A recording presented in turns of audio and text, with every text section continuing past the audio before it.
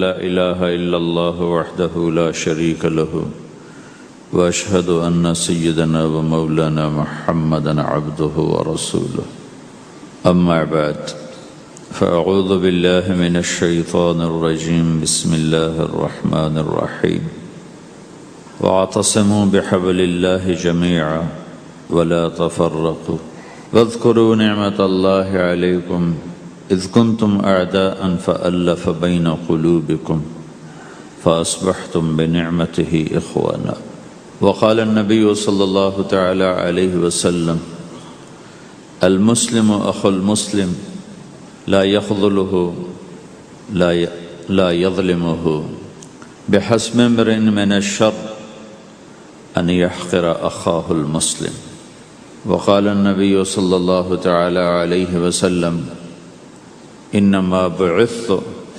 لأتمم مکارم الاخلاق او کما قال۔ اللہ اکبر۔ میرے محترم بھائی اور دوستو، اسلام ایک زندگی گزارنے کا طریقہ ہے، صرف چند عبادات کا نام اسلام نہیں، یہ پوری ایک زندگی ہے۔ اور اس زندگی کو سکھانے کے لیے، چونکہ انسان پیدائشی طور پہ جاہل پیدا ہوتا ہے، اسے کچھ نہیں آتا، اسے سیکھنا پڑتا، اور جو سیکھتا ہے باہر سے سیکھتا ہے، سیکھا سکھایا نہیں پیدا ہوتا۔ کسی بچے کو آپ جنگل میں چھوڑ دو اور کوئی اس سے ملے نہیں تو وہ گونگا ہوگا، کچھ نہیں بول سکے گا۔ لیکن آپ چڑیا کے بچے کو تنہا چھوڑ دو، کوئی چڑیا اس سے ملاقات نہ کرے تو وہ اپنی زبان ہی بولے گا، اپنی زبان میں بولے گا۔ کوے کو تنہا چھوڑ دو، کوئی کوا اسے ملنے نہ دو تو کوے کی زبان ہی بولے گا۔ لیکن انسان کو گجراتی کا بچہ پنجابیوں میں چھوڑ دو تو گجراتی بول جائے گا، پنجابی بولے گا۔ پنجابیوں کا بچہ گجراتیوں میں چھوڑ دو تو وہ پنجابی نہیں بولے گا، وہ گجراتی بولے گا۔ اور کوئی بھی نہ اس سے ملے، اسے تنہا چھوڑ دو تو وہ کچھ بھی نہیں بول سکے گا، گونگا ہوگا۔ تو انسان جو کچھ سیکھتا ہے باہر سے سیکھتا ہے، اور چونکہ امتحان کی جگہ ہے تو باہر دونوں چیزیں موجود ہیں، غلط بھی صحیح بھی، دونوں جنس بازار میں موجود۔ انسان کے علاوہ جتنی مخلوق ہے ان میں غلط کرنے کا کوئی سسٹم ہی نہیں ہے، وہ غلط کر ہی نہیں سکتے، جو کرتے ہیں ٹھیک کرتے۔ انسان کے اندر دونوں سسٹم ہیں، فَأَلْهَمَهَا فُجُورَهَا وَتَقْوَاهَا، یہ دونوں نظام لے کے چلتا ہے۔ اسلام کو سیکھنا پڑتا ہے، اور اسلام کے لیے جو سب سے بڑا سرمایہ ہے، جیسے آپ بازار میں جاتے ہو، دکان کھولتے ہو، پھیری لگاتے ہو، تو اس کے لیے پیسہ چاہیے، ڈالر چاہیے۔ ڈالر کے بغیر آپ کاروبار نہیں کر سکتے۔ اسلام کے لیے ایمان چاہیے، ایمان کے بغیر اسلام پہ چلا نہیں جاتا، جانتا ہوگا چل نہیں سکے گا۔ ایمان وہ طاقت ہے، وہ سرمایہ ہے، وہ کیپٹل ہے جس سے کوئی مرد عورت وہ دین پہ چل سکتا ہے۔ یہ زیادہ ہوگا تو زیادہ چلے گا، تھوڑا ہوگا تو تھوڑا چلے گا، نہیں ہوگا تو صفر ہوگا، زیرو ہوگا۔ تبلیغ کا جو یہ کام اللہ تعالیٰ نے ہمیں دیا ہے، یہ ایمان کو سیکھنے کی اور اس کو آگے پہنچانے اور پھیلانے کی محنت ہے۔ ایمان سیکھنے کے لیے فَمَنْ شَاءَ اتَّخَذَ إِلَىٰ رَبِّهِ سَبِيلًا، کوئی ایک طریقہ نہیں ہے، کئی طریقے ہیں۔ اللہ نے سبیل کے اوپر الف لام نہیں لگایا، الف لام ہٹا کر یہ بتایا ہے کہ اللہ تک پہنچنے کے راستے کئی ہیں، محنت کے راستہ تو ایک ہے اسلام، اس پر آنے کی جو محنت ہے اس کے راستے مختلف ہیں۔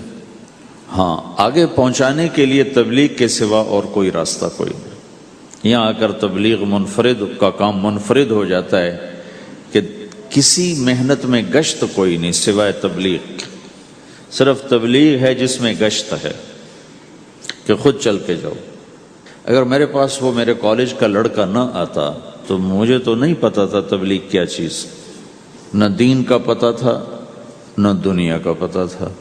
تو کوئی چل کے آیا اور اس نے ہاتھ پکڑا، اور دعوت ہے ہی بے طلبوں کے لیے، مدرسہ تو طلب والوں کے لیے، وہاں تو تعلیم ہوتی، تبلیغ نہیں ہوتی۔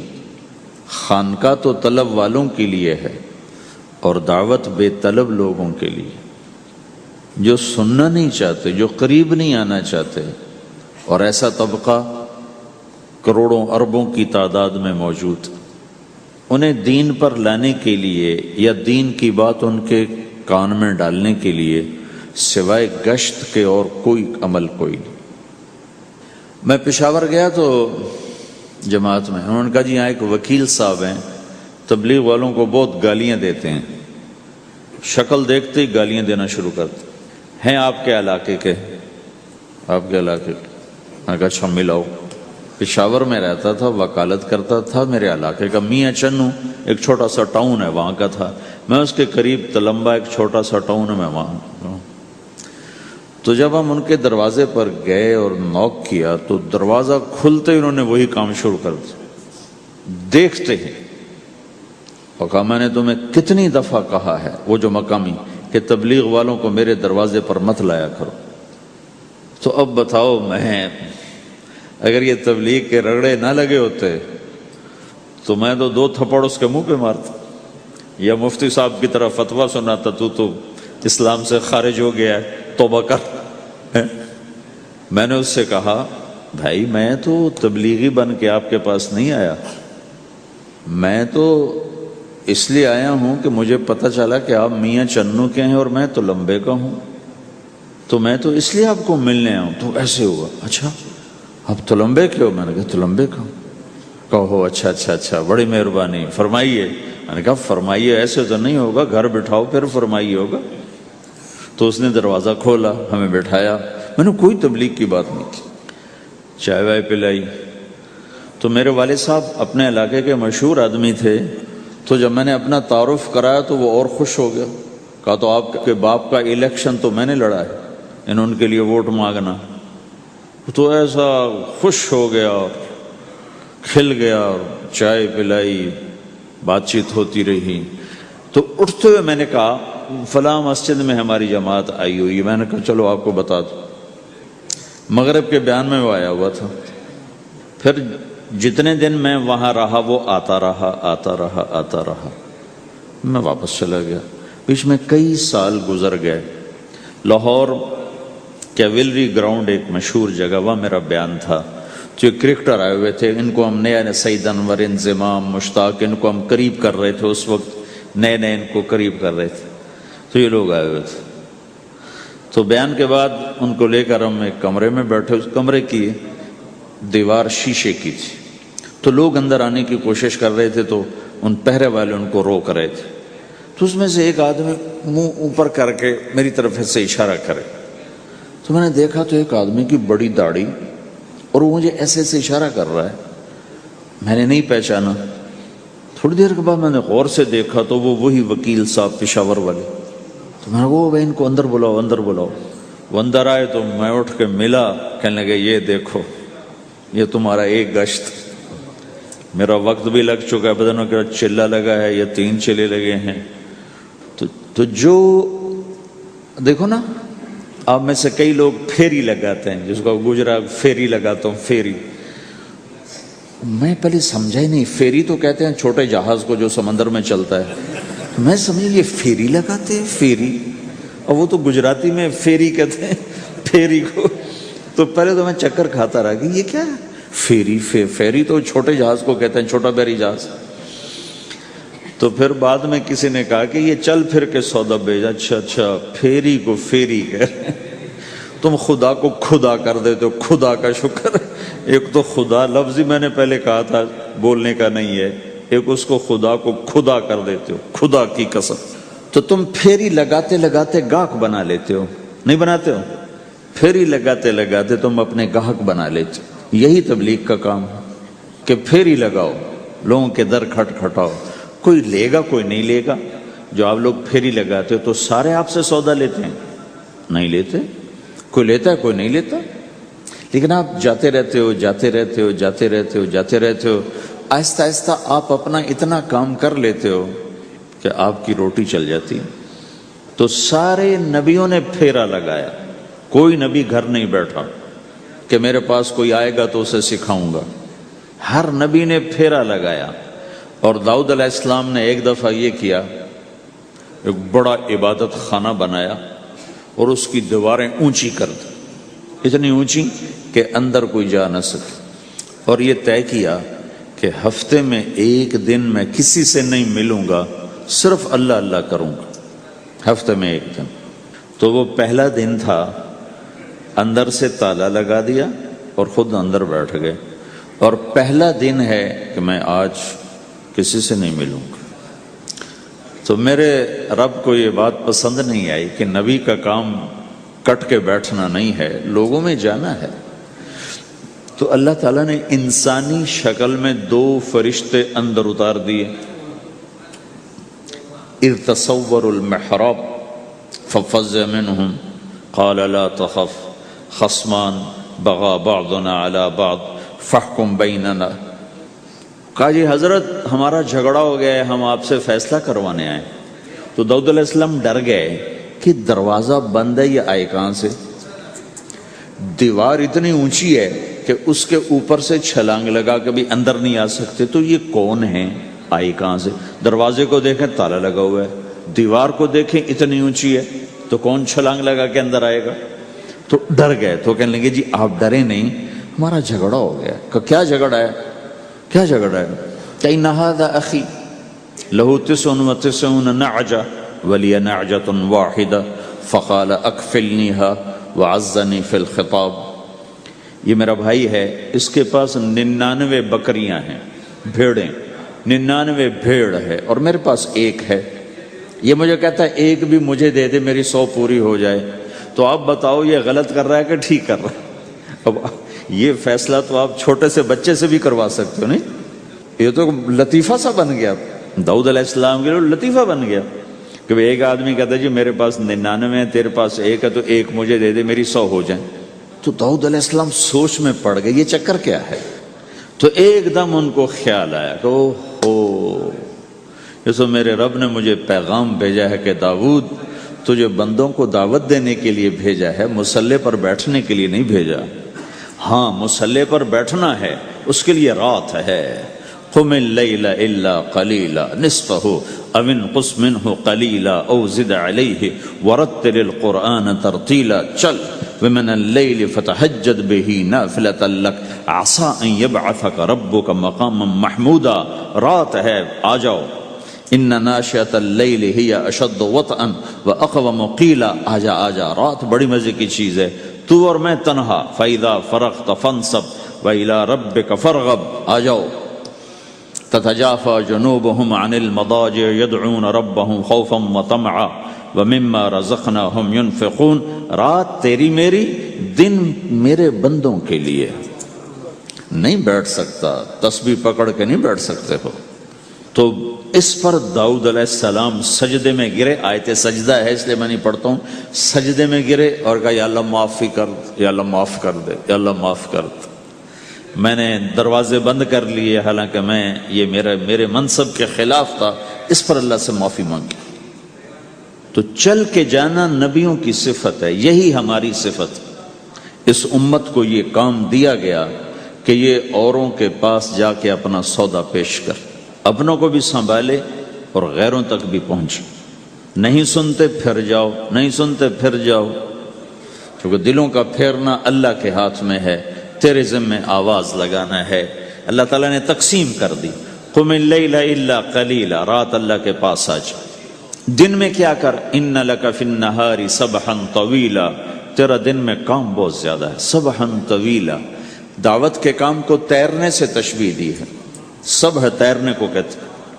اللہ کے نبی کا ایک گھوڑا تھا جس کا نام تھا سبحہ، میں نے بتایا تھا پہلے دن. وہ اتنا تیز چلتا تھا جیسے تیر رہی ہو، اس لیے اللہ کے نبی نے خود اس کا نام سبحہ رکھا تھا، تیرنے والا.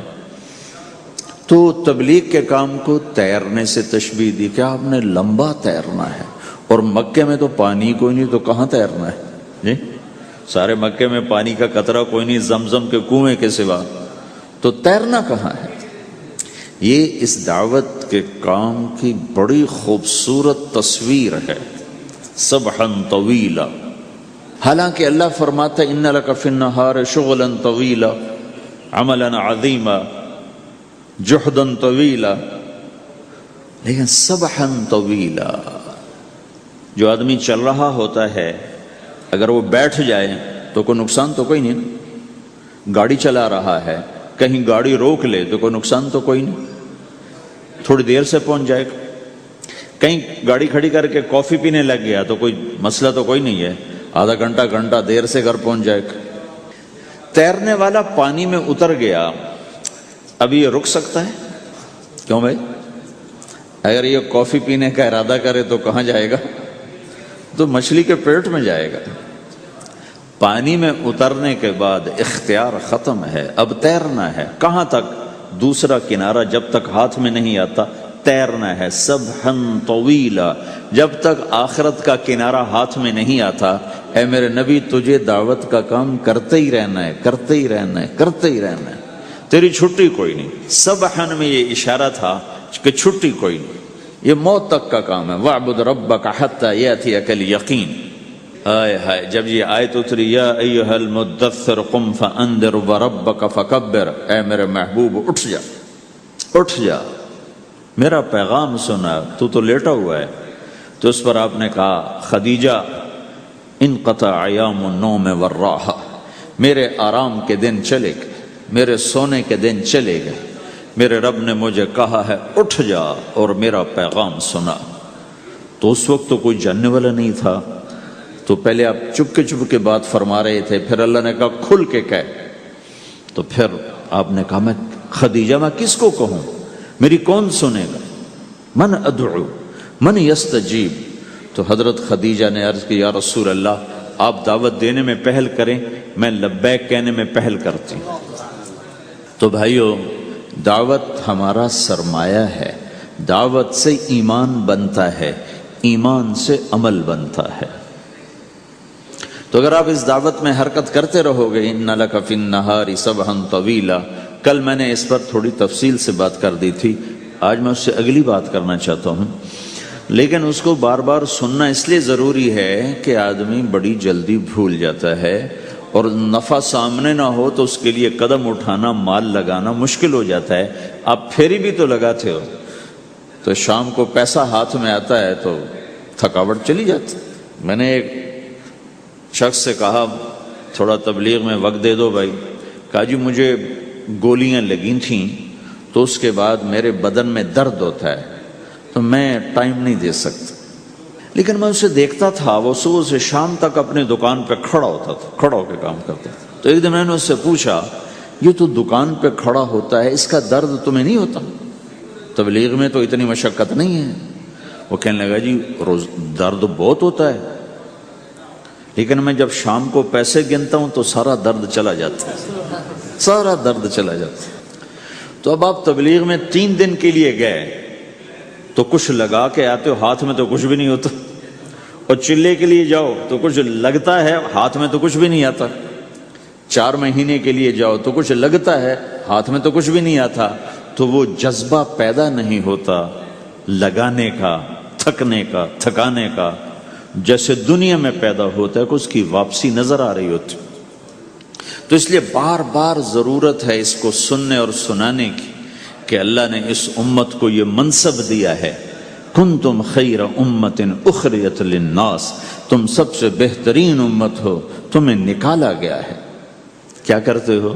تأمرون بالمعروف وتنہون عن المنکر وتؤمنون باللہ، بھلائی کی بات کرتے ہو، برائی سے روکتے ہو، صلہ مجھ سے لیتے ہو، تؤمنون باللہ، صلہ مجھ سے لیتے ہو، اللہ پہ ایمان لاتے ہو۔ کل بھی میں نے کہا تھا کہ ہر مسلمان کے ذمے دعوت ہے، عمل کرے یا نہ کرے۔ آج پھر اس کو دوہرا رہا ہوں کہ عمل کرے یا نہ کرے، اوروں کو دعوت دینا ہر مسلمان کے ذمے ہے۔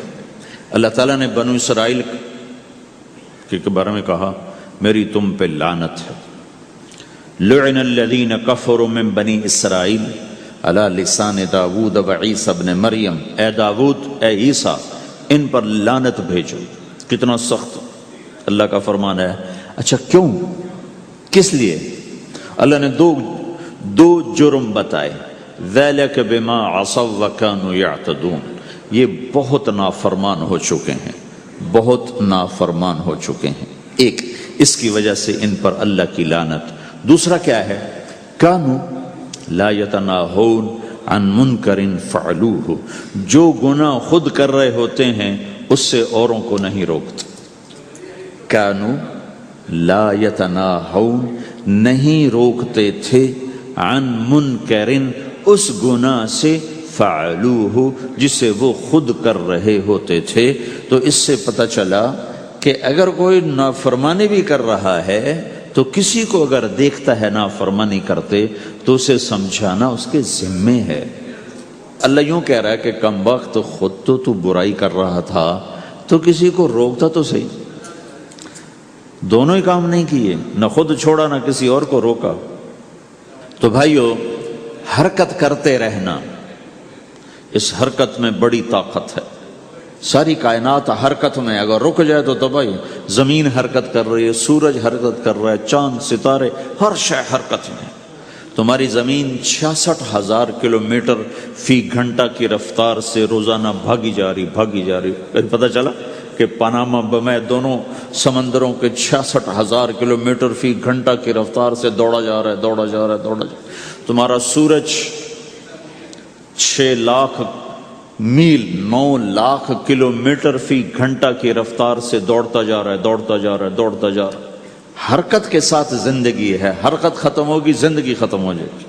اب لوگوں نے حرکت کی، اپنے ملکوں کو چھوڑ کر آئے، اللہ نے آپ کو روزگار دے دیا، باعزت روزگار دے دیا۔ تو بھائیو، اللہ کے دین کے لیے حرکت کرتے رہنا، عمل بھی آ جائے گا انشاءاللہ۔ ایک دن دیکھو گے زندگی بدلے گی۔ ہمارے بزرگ تھے، ساتھی فوت ہو گئے، تو ان کا بیٹا PIA میں کیپٹن تھا، جہاز اڑاتا تھا۔ تو انہوں نے کہا بیٹا نماز پڑھ لیا کر۔ کہا ابا فرصت نہیں ملتی، بہت کام ہوتے۔ کہا اچھا چلو نماز کے وقت ایک آدمی کو دعوت دے دیا کر، 5 نمازیں ہیں، 5 دفعہ دعوت دے دیا کر۔ وہ کہنے لگا میں دعوت دوں؟ خود تو میں پڑھتا نہیں، دوسرے کو کیسے دعوت دوں؟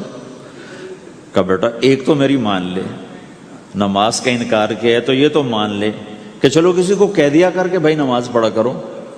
کہا چلو یہ تو آسان ہے، میں کہہ دوں گا۔ تو اس نے اپنے ابا کی بات مان لی، ہر نماز پہ 1-2 کو کہہ دیتا بھائی نماز پڑھا کرو۔ اس کے والد فوج میں جرنیل تھے، یہ کیپٹن تھا، دونوں کی ملاقات نہیں ہوئی۔ 6 مہینے بعد باپ بیٹا کی ملاقات ہوئی تو دیکھا تو کپتان صاحب کی داڑھی بھی اور ماتھے پہ محراب بھی۔ انہوں نے کہا بیٹا یہ کیا ہوا؟ کہا آپ نے مجھے پھنسا دیا۔ وہ جب میں لوگوں کو کہتا رہا تو میرے اپنے اوپر اثر ہونا شروع ہو گیا کہ میں اپنے آپ کو ملامت کرنے لگا کہ اوروں کو تو کہہ رہا ہے، خود تو پڑھتا نہیں۔ کہا اس نے مجھے کھڑا کیا اور میں نماز پہ آیا۔ پھر ایک دن شیو کرنے لگا، شیشے میں کھڑا دیکھ رہا تھا تو میں نے کہا جب اللہ کو سجدہ کر رہا ہوں تو چہرے پہ نبی کی سنت بھی ہونی چاہیے۔ تو میں نے سیفٹی بھی پھینک دی، میں داڑھی بھی رکھ لی۔ تو تبلیغ کا کام کرتے رہنا، ہم فرشتے نہیں بن سکتے۔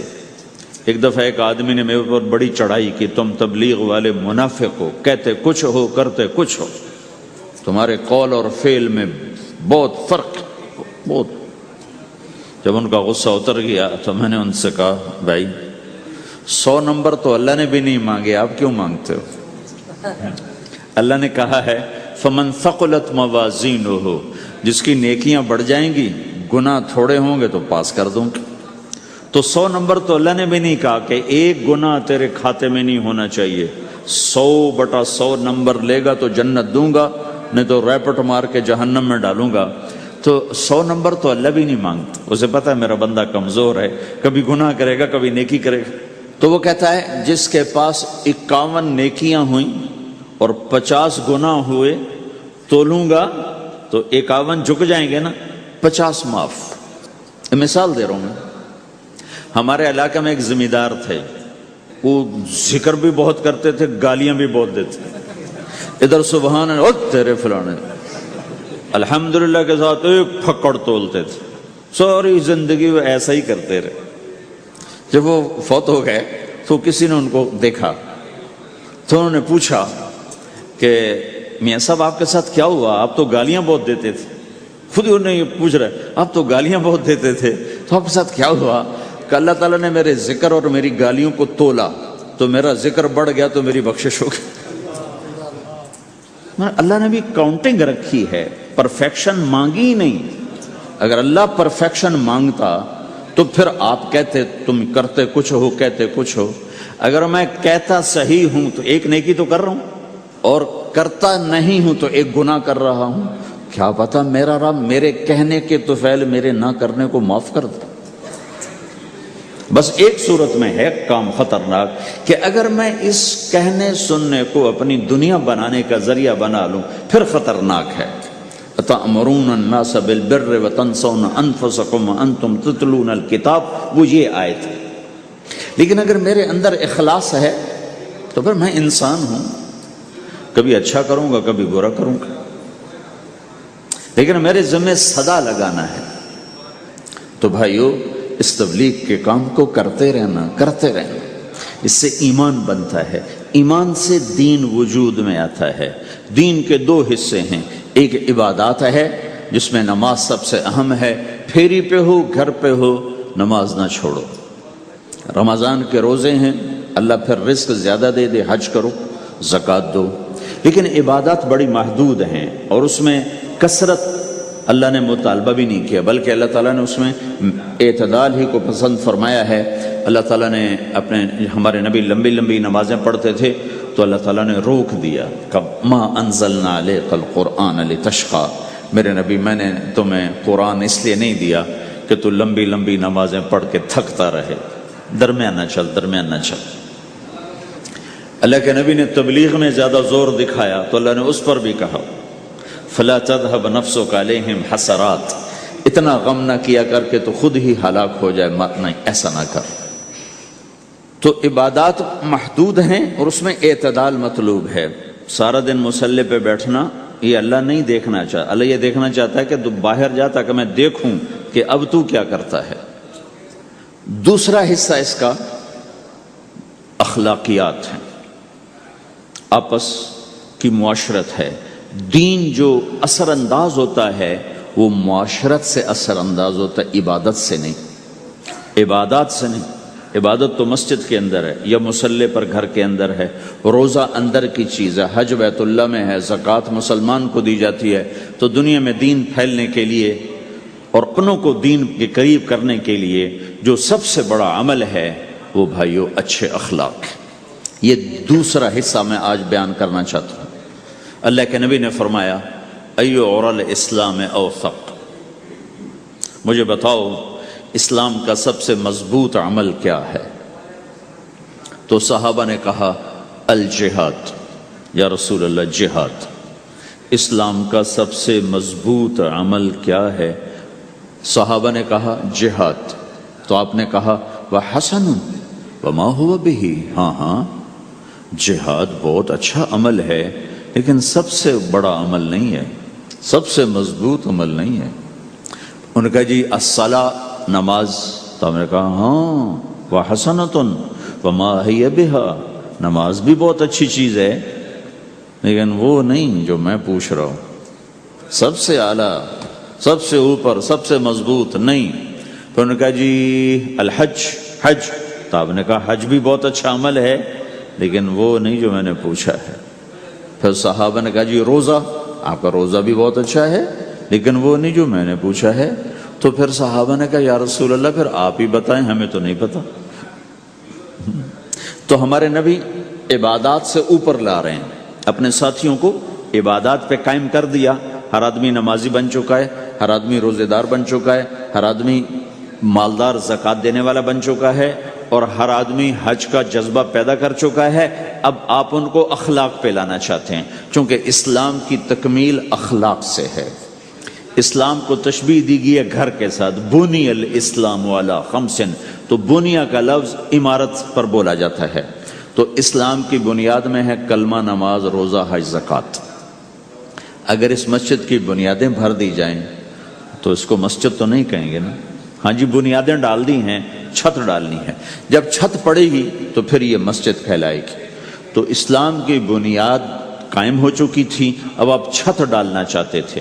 چھت کیا ہے؟ وہ اچھے اخلاق ہیں، تو اب آپ ان کو اوپر لا رہے ہیں۔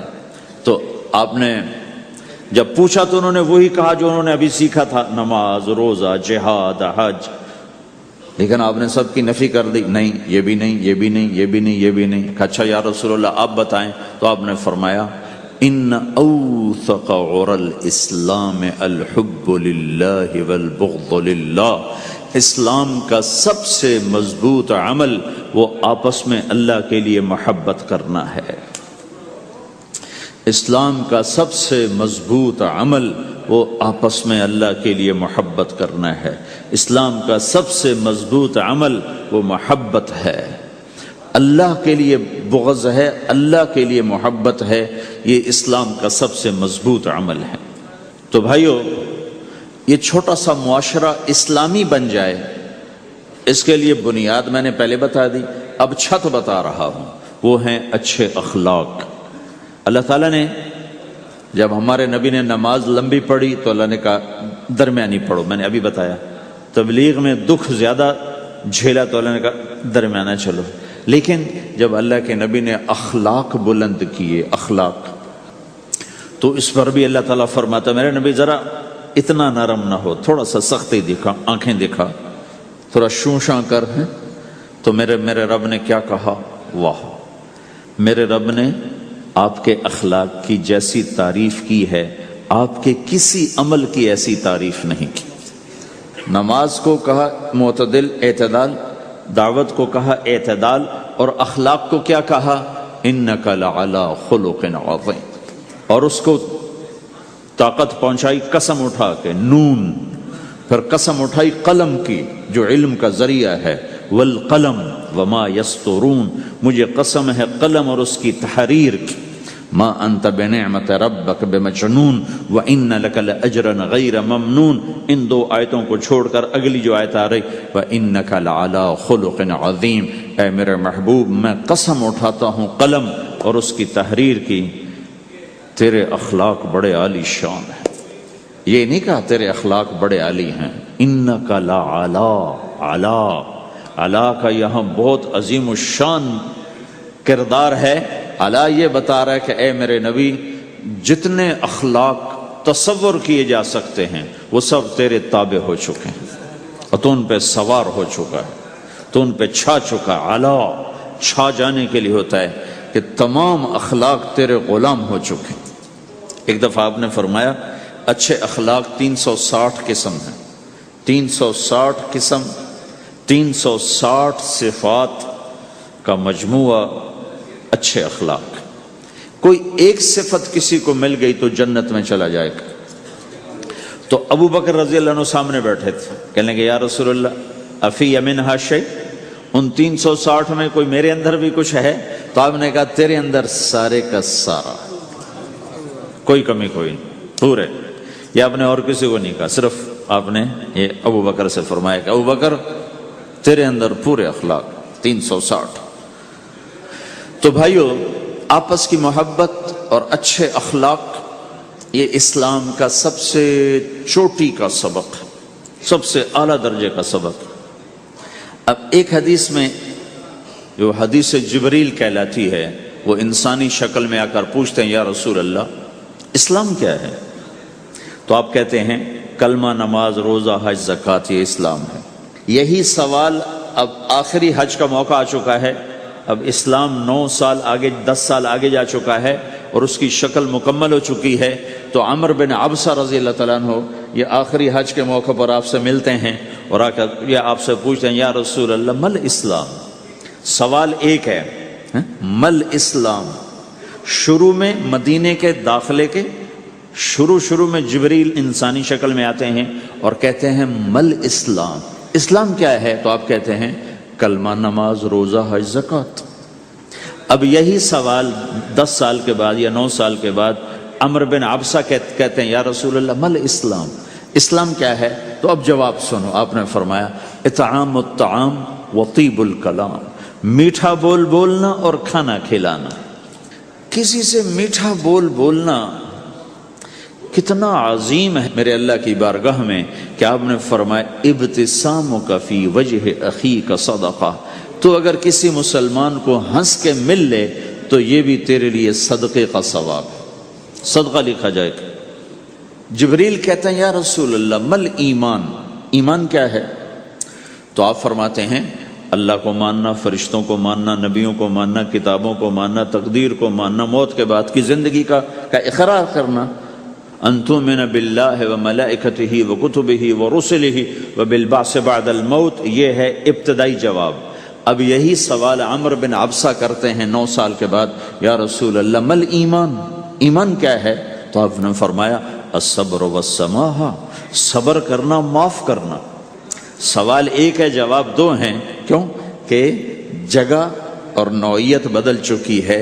ابتدائے اسلام ہے تو عبادات بتائی جا رہی ہیں، انتہائی اسلام ہے تو اخلاق بتائے جا رہے ہیں کہ اے عمر، ایمان کیا ہے؟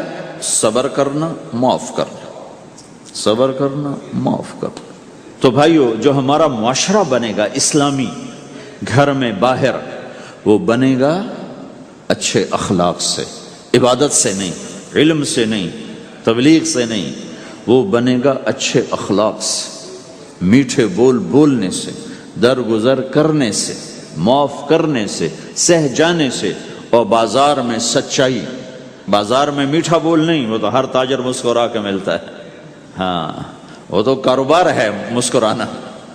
سچا بول، الصدق ینجی والکذب یہلک، میرے نبی نے فرمایا سچ نجات دیتا ہے اور جھوٹ ہلاک کر دیتا ہے۔ تو بازار کے اخلاق ہیں صحیح بولنا، صحیح تولنا، دھوکہ نہ دینا۔ میرے نبی سے پوچھا گیا یا رسول اللہ مسلمان بزدل ہو سکتا ہے، ڈرپوک؟ آپ نے کہا ہو سکتا ہے۔ کہ یا رسول اللہ مسلمان بخیل ہو سکتا ہے، بخیل کنجوس؟ آپ نے کہا ہو سکتا ہے۔ کہ یا رسول اللہ مسلمان جھوٹ بول سکتا ہے؟ آپ نے کہا جھوٹ نہیں بول سکتا۔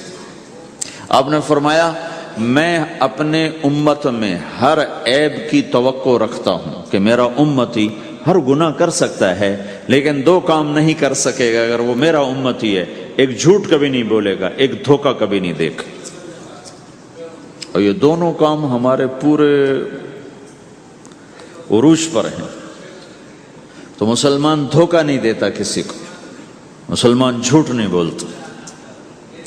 تو اللہ کے نبی نے یہ نہیں فرمایا جو نماز نہیں پڑھتا وہ میری امت میں سے نہیں، جو روزہ نہیں رکھتا میری امت میں سے نہیں ہے، زکوٰۃ نہیں دیتا میری امت میں سے، یہ نہیں کہا۔ آپ نے کہا من غش فلیس منا، جس نے کسی کو دھوکہ دیا وہ میری امت میں سے نہیں، میری امت سے خارج۔ تو آپ کی تجارت پاناما میں ایسی تجارت ہو کہ وہ اسلام کا بولتا ثبوت بن جائے۔ آپ کی جاب ہے تو ایسی ہو کہ پورا انڈونیشیا جو مسلمان ہوا ہے، مسلمان تاجروں کی تجارت سے مسلمان ہوا۔ ملائیشیا، انڈونیشیا، فلپائن، ان علاقوں میں جتنا اسلام پھیلا ہے یہ تاجروں کی محنت سے پھیلا ہے۔ کہاں کے تاجر؟ یمن کے عرب تاجر، ان کے عالی اخلاق، ان کا سچا بول، ان کا صحیح ترازو، اس نے لوگوں کے قلوب کو پھیر دیا کہ یہ پیسے کے غلام نہیں ہیں۔ تو ہماری تجارت اس لیے نہیں کہ ہم پیسہ بنائیں، ہماری تجارت اس لیے کہ ہم تجارت میں اللہ کے احکام زندہ کریں، جس میں سب سے بڑا حکم سچ بولنا ہے اور دھوکے سے بچنا ہے، اور غلط کاروبار سے، غلط کام سے بچنا ہے۔ صرف ہم پیسہ نہیں کماتے، ہم اللہ کا امر دیکھتے ہیں کہ اگر میرے اللہ کے حکم کے مطابق ہے تو ٹھیک، اگر اس کے مطابق ہم چھوڑ دیں تو بھائیو اپنے پہچان کرواؤ سچائی کے ساتھ، دیانت کے ساتھ، دھوکے سے بچتے ہوئے۔ ایک تاجر مجھے بڑے فخر سے بتا رہا، فیصل آباد کی بات، کہ جی میں صبح صبح قرآن پڑھ رہا تھا، دکان پہ بیٹھا ہوا، کپڑے کا تاجر، تو ایک گاہک آ گیا، کہا جی آپ قرآن پڑھ رہے ہو، بھلے آدمی لگتے ہو، تو میں نے بیٹی کے جہیز کے لیے کپڑا خریدنا ہے، تو میں نے کہا آپ سے خرید لیتا ہوں۔ تو وہ پھر ہنس کے کہنا جی میں نے 16 روپے میٹر والا کپڑا 48 روپے میٹر میں بیچ دیا۔ میں نے کہا واہ بھائی واہ، قرآن کی قیمت بڑی تھوڑی لگائی تو۔ ہائے ہائے ہائے ہائے، اس کو شرم بھی نہیں آ رہی اس بات پر، احساس ہی کوئی نہیں کہ اس نے قرآن پڑھتے دیکھ کر اعتماد کیا اور اس نے قرآن سے ہی اس کو دھوکہ دیا کہ پورے بازار میں 16 روپے گز ہے وہ کپڑا، وہ 48 روپے اس کو بیچ رہا ہے۔ اگر اپنے نبی کی بات سنو. آپ نے کہا سچا تاجر قیامت کے دن نبیوں کے ساتھ کھڑا کیا جائے گا. کیوں؟ کہ ہر موقع پہ جھوٹ بولا جا سکتا ہے، پروفٹ کمایا جا سکتا ہے، دھوکہ دیا جا سکتا ہے، فراڈ کیا جا سکتا ہے، اور اس سے بچتا ہے بچتا ہے بچتا ہے بچتا ہے. نہ اپنوں کو دھوکہ دیتا ہے نہ غیروں کو دھوکہ دیتا ہے.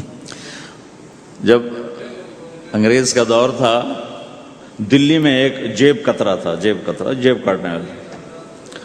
تو وہ یہ سکھایا کرتا تھا لڑکوں کو، پھر ان کو بھیجتا تھا. تو اس کا ایک چیلا شام کو صرف 2 روپے لے کر آیا، 2 روپے لے کر. تو اس نے کہا بے وقوف، آج سارے دن کی کمائی 2 روپے؟ کہا استاد آج بہت بڑا مال مارا تھا، لیکن میں نے دیکھا تو وہ ایک گورا تھا، انگریز تھا. تو مجھے خیال آیا اگر قیامت کے دن عیسیٰ علیہ السلام نے میرے نبی کو گلہ دے دیا کہ تیرے امتی نے میرے امتی کی جیب کاٹی تھی، تو میں اپنے نبی کو کیا جواب دوں گا؟ تو میں نے جا کر اس کو واپس کر دیا. ابھی اپنے کے کھسکا کے لایا ہوں 2 روپے. پچھلے زمانے کے تو چور بھی ایسے خوددار ہوتے تھے، اب تو نمازی ایسے غیرت کہاں پھینک کے آ گئے ہیں. ماتھے پہ محراب ہوتا ہے اور دھوکے میں سب سے اول ہوتا ہے.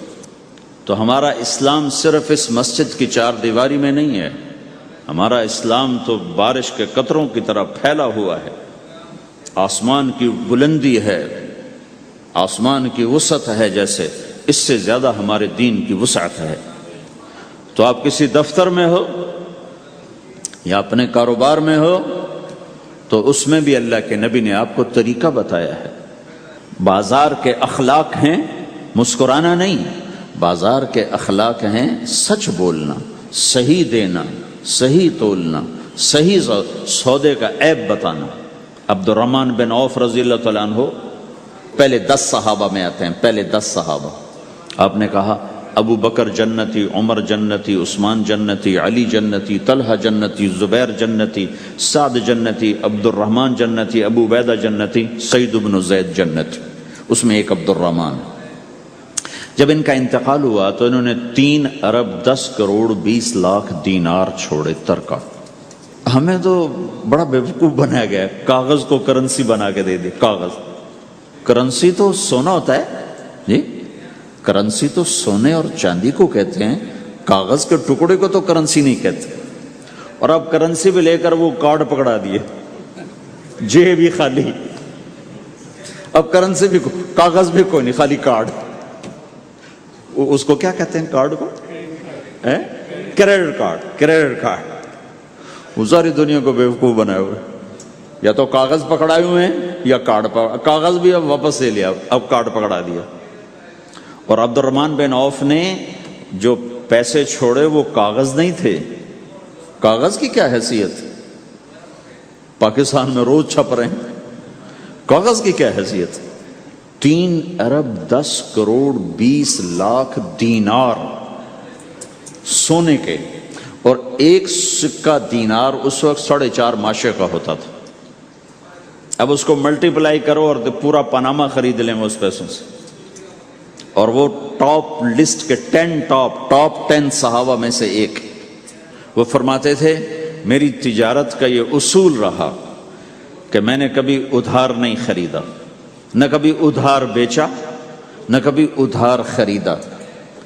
جو خریدے بھی ادھار اور بیچے بھی ادھار، اسے نیند کہاں آئے گی؟ دینے والے دیتے نہیں، لینے والے سر پہ کھڑے ہوتے. انہیں نہ بیوی اچھی لگتی نہ بچے اچھے لگتے، وہ گھر میں بیٹھ کے بھی گھر میں نہیں ہوتے. تو آپ نے فرمایا نہ میں نے کبھی ادھار خریدا نہ کبھی ادھار بیچا، نقد خریدا نقد بیچا. دوسرا میرا اصول یہ رہا کہ میں نے کبھی سٹاک نہیں کیا، جب مجھے پروفٹ ملا میں نے فوراً بیچ دیا. انتظار نہیں کیا 1 ہفتے بعد بیچوں گا ریٹ بڑھ جائے گا. جس دن مجھے پروفٹ ملا 1 پیسہ بھی ملا تو میں نے فوراً بیچ دیا. تیسرا اصول یہ تھا کہ میرے سودے میں کوئی کمی یا عیب ہوتا تو میں اسے چھپاتا نہیں تھا، ظاہر کرتا تھا اس میں یہ کمی ہے، بھائی لینا تو لے لو، نہیں لینا تو چھوڑ دو. ہماری تو تجارت بھی جنت کا راستہ ہے.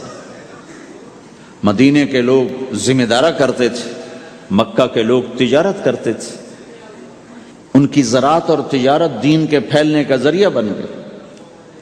عبد الرحمن بن عوف رضی اللہ عنہ کا مال اللہ کے دین کے کام آیا، عثمان رضی اللہ عنہ کا مال اللہ کے دین کے کام آیا۔ جنگ تبوک میں 10,000 آدمیوں کا سامان حضرت عثمان اکیلے نے دیا۔ 30,000 کا لشکر تھا تو 1/3 10,000 کا سارا سامان عثمان رضی اللہ عنہ نے اپنے گھر سے دیا، اور وہ دینار لا کے پیش کیے نا تو اللہ کے نبی وہ دینار لے کر یوں کر رہے تھے، ایسے ایسے وہ کر رہے تھے، ما علی عثمان اللہ یعمل بعد عثمان، آج کے بعد تو کچھ نہ کر، جنت واجب ہو گئی تیرے لیے۔ تو بھائیو، ہمارا دین صرف ہمیں عبادت نہیں بتاتا، بازار کی زندگی بتاتا ہے کہ مسلمان بازار میں کیسے ہوتا ہے۔ کسی کے ہاں ملازم ہے تو اس کی نوکری کیسی ہوتی ہے، اس کی دیانت کیسی ہوتی ہے، اس کا بول کیسا ہوتا ہے۔ وہ پیسے پہ قربان نہیں ہوتا، وہ پیسے کو ایمان پہ قربان کرتا ہے۔ تو آپ کی تجارت بھی دین کے پھیلنے کا ذریعہ بنے گی۔ آہا، صرف نماز سے گناہ معاف نہیں ہوتے۔ مسلم شریف کی روایت ہے، من امسا کالن بعمل یدہ امسا مغفورا لہ، جو صبح سے شام تک روزی کماتے کماتے حلال حلال حلال حلال، جھوٹ والی نہیں، کھوٹ والی نہیں، خیانت والی نہیں، حرام چیز نہیں، حرام چیز کا بیچنا بھی حرام ہے، خریدنا بھی حرام ہے، اس کا پروفٹ بھی حرام ہے۔ جس گھر میں حرام پیسہ جائے گا وہاں سکھ کبھی نہیں آئے گا، چیزیں آ جائیں گی، چین نکل جائے گا۔ 1960 کی دہائی میں ایک پاکستان کا افسر تھا، اس نے 1960 میں لوگوں کے پاس 100 روپے مشکل سے ہوتے تھے، اس نے اس زمانے میں کروڑوں روپے جمع کیے رشوت سے، بہت بڑی پوسٹ پر تھے۔ جب وہ مر گیا، ایک دن اس کا بیٹا کہہ رہا تھا، کاش ہمارا باپ ہمارے لیے حرام اکٹھا نہ کرتا تو کوئی خوشی کا دن ہم بھی دیکھ لیتے۔ جن کے لیے جمع کیا تھا کہ میرے بچے اب مزے سے، میں نے خود اپنے کانوں سے اس کو یہ کہتے ہوئے سنا کئی دفعہ، میں آج مر جاؤں میری بچی کو کسی کی پرواہ نہیں کہ میں نے اتنا پیسہ بنا دیا ہے۔ تو اسی کا بچہ یہ کہہ رہا تھا، کاش ہمارا باپ ہمارے لیے حرام اکٹھا نہ کرتا تو ہم بھی کوئی خوشی کا دن دیکھ لیتے۔ تو اللہ کے نبی نے فرمایا، من امسا کالن بعمل یدہ امسا مغفور لہ، جو صبح سے شام تک حلال کمانے میں تھکتا ہے اور تھک کے واپس آتا ہے تو اس کے اس دن کے سارے گناہ اللہ معاف فرما دیتے۔ تو ہمارا بازار بھی دین ہے بھائی، پھر ہمارا گھر بھی دین ہے، گھر کی زندگی دین ہے۔ میرے نبی نے گھر کی زندگی سمجھائی۔ آپ اپنے گھر میں جھاڑو دے رہے ہیں، قاب قوسین کا ٹائٹل لے کر، مقام محمود کا ٹائٹل لے کر، ختم نبوت کا تاج سر پہ سجا کر، نبیوں کی سرداری کا صحرا باندھ کر آپ گھر میں جھاڑو دے رہے ہیں، اپنے کپڑے خود دھو رہے ہیں۔ 9 بیویاں ہیں، 9 اپنے کپڑے خود دھو رہے ہیں۔ کوئی پھٹ گیا ہے خود سی رہے ہیں، جوتا پھٹ گیا خود ٹھیک کر رہے ہیں۔ حضرت عائشہ رضی اللہ عنہ کو آٹا گوندنا نہیں آتا تھا، چھوٹی عمر تھی تو ان کو آٹا گوند کے دیتے تھے، جب تک ان کو آٹا گوندنا نہیں آیا ان کو آٹا گوند کے دیتے تھے۔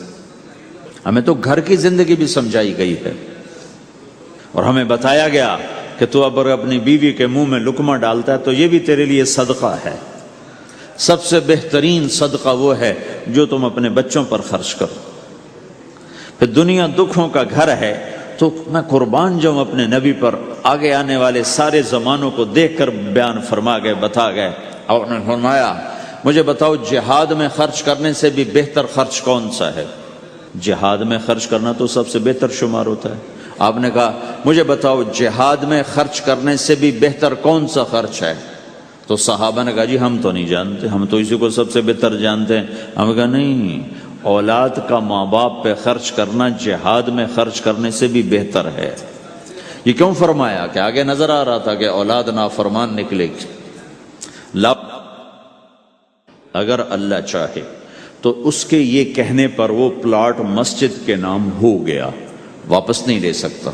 اگر اللہ چاہے، اگر اللہ چاہے، اور اللہ تو چاہتا ہے کہ تم اس کے نام پر دو، من ذا الذی یقرض اللہ قرضا حسنا. ٹھیک ہو گیا؟ یہ بات سمجھ میں آ گئی؟ اب ایک آدمی یوں کہتا ہے انشاءاللہ میری بیوی کو 3 طلاق، اگر اللہ چاہے تو میری بیوی کو 3 طلاق، تو علماء فرماتے ہیں یہ طلاق نہیں ہوگی. کیوں نہیں ہوگی؟ اس لیے کہ اس نے کہا ہے اگر اللہ چاہے تو میری بیوی کو 3 طلاق، اور اللہ چاہتا ہی نہیں کوئی اپنی بیوی کو طلاق دے، لہذا یہ طلاق نہیں ہوگی. ہزاروں دفعہ کہہ دے انشاءاللہ ساتھ لگا ہوا ہو، نہیں ہوگی، کیونکہ اللہ چاہتا ہی نہیں تم طلاق دو. اللہ گھر آباد، سینکڑوں آیات ہیں گھر کو آباد کرنے کے لیے. فَإِنْ خِفْتُمْ شِقَاقَ بَيْنِهِمَا، اگر میاں بیوی میں ہو گئی کھٹپٹ تو بڑھاؤ نہیں. کیا مصیبت ہے کہ کچھ ادھر سے بڑھانا لگ جاتے ہیں، کچھ ادھر سے بڑھانا شروع کر دیتے ہیں. فَبَعْثُوا حَكَمًا مِّنْ أَهْلِهِ وَحَكَمًا مِّنْ أَهْلِهَا، تو طلاق دینے میں جلدی نہ کرو، جلدی نہ کرو. صلح صفائی کے لیے ایک آدمی بچی کی طرف سے آئے، ایک آدمی بچے کی طرف سے آئے، اور دونوں میں صلح صفائی کی کوشش کرو. یا ایھا النبی اذا طلقتم النساء، اے میرے نبی جب تم طلاق دینا چاہو تو یا ایھا النبی یہاں یہ اس لیے آیا ہے کہ اللہ تعالیٰ کہہ رہا ہے اے ایمان والو میں یہ نبی اپنا سفارشی بنا کے تمہارے سامنے پیش کرتا ہوں، طلاق نہ دیا کرو، نہ دیا کرو. یہ ہے یا ایھا النبی سے ایک دم ایمان والوں کی طرف منتقل ہونے کا فلسفہ کہ دیکھو میں اپنا نبی تمہارے لیے سفارشی بناتا ہوں کہ طلاق نہ دیا کرو. اگر دینی پڑ جائے، چونکہ جائز ہے، نہیں نباہ ہو رہا، پھر زبردستی بھی نہیں کرنی چاہیے. اگر کوئی جائز وجہ ہے تو طلاق ہوئی ہے، پھر اسے دشمنی کا سبب نہیں بنانا چاہیے. اگر صحیح مناسب ہوئی ہے، اللہ کے نبی نے خود 2 خواتین کو طلاق دی، نکاح تو کیا، رخصتی نہیں ہوئی، طلاق دے دی. اللہ کے نبی کی بیٹیوں کو طلاق پڑی، حضرت ام کلثوم، حضرت رقیہ رضی اللہ عنہ دونوں کو طلاق دی گئی. ابو لہب کے بیٹوں نے طلاق دی.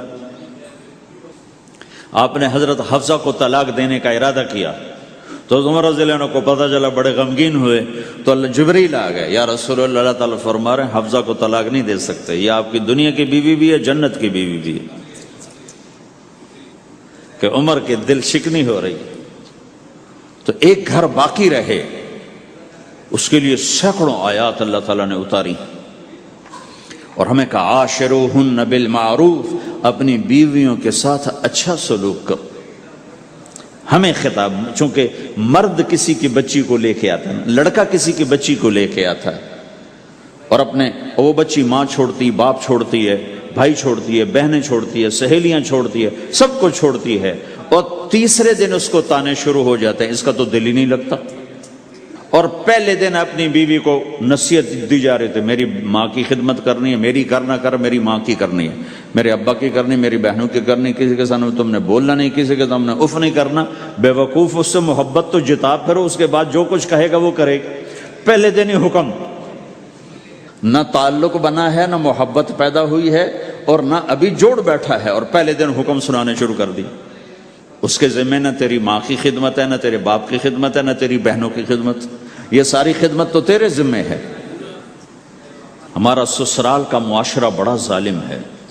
لاکھوں میں کوئی ایک گھر بچا ہوا تو الگ بات ہے، ورنہ میں تو دنیا پھری ہے، کیا دنیا دار کیا دیندار، سب ظلم ہی ظلم ہے. اتنی نیک عورتیں تہجد گزار، مصلی سے اٹھتی نہیں، تسبیح ہاتھ میں ہے، لیکن جب وہ ساس بنتی ہیں تو ایسا ظلم ان کے اندر سے نکلتا ہے کہ کانپ اٹھتے ہیں در و دیوار. جب عورت ماں ہوتی ہے تو اس کے روئیں روئیں سے محبت کے چشمے پھوٹتے ہیں.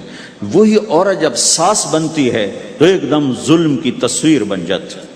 اسے اپنی بہو میں کوئی خوبی نظر ہی نہیں آتی، عیب ہی عیب نظر آتے ہیں. اپنے بیٹے کو بھڑکاتی رہتی، یہ کرتی ہے، یہ کرتی ہے. اور ویسے بے وقوف ہیں، کوئی ماں کی وجہ سے بیویوں کو تباہ کر دیتے ہیں، کوئی بیویوں کی وجہ سے ماؤں کو تباہ کر دیتے ہیں. یہ دونوں ظلم ہیں.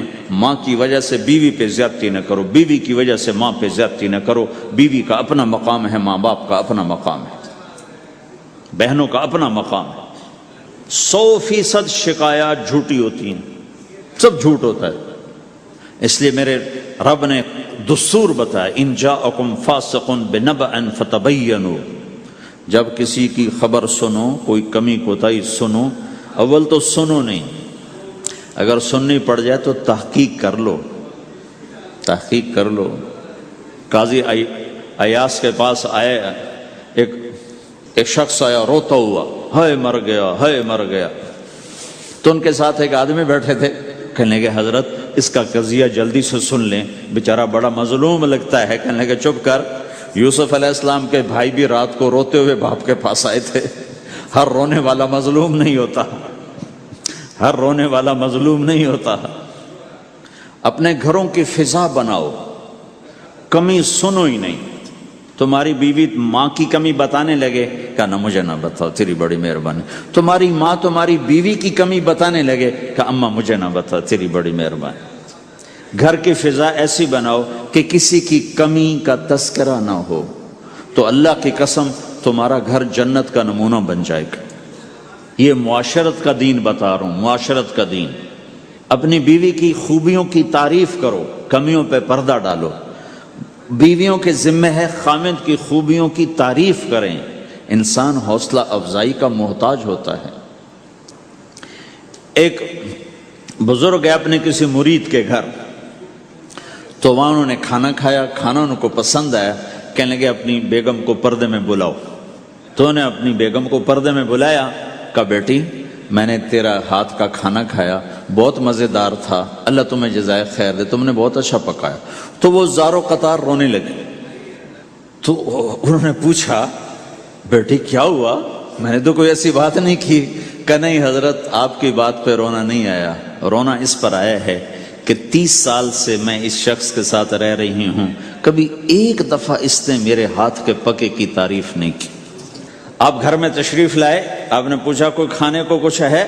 ام سلمہ رضی اللہ عنہ کا گھر، کہا یا رسول اللہ آج تو کچھ نہیں، سرکہ ہے۔ کہا واہ واہ واہ واہ، نعم الادام الخل، سرکہ تو بہت اچھا سالن ہے۔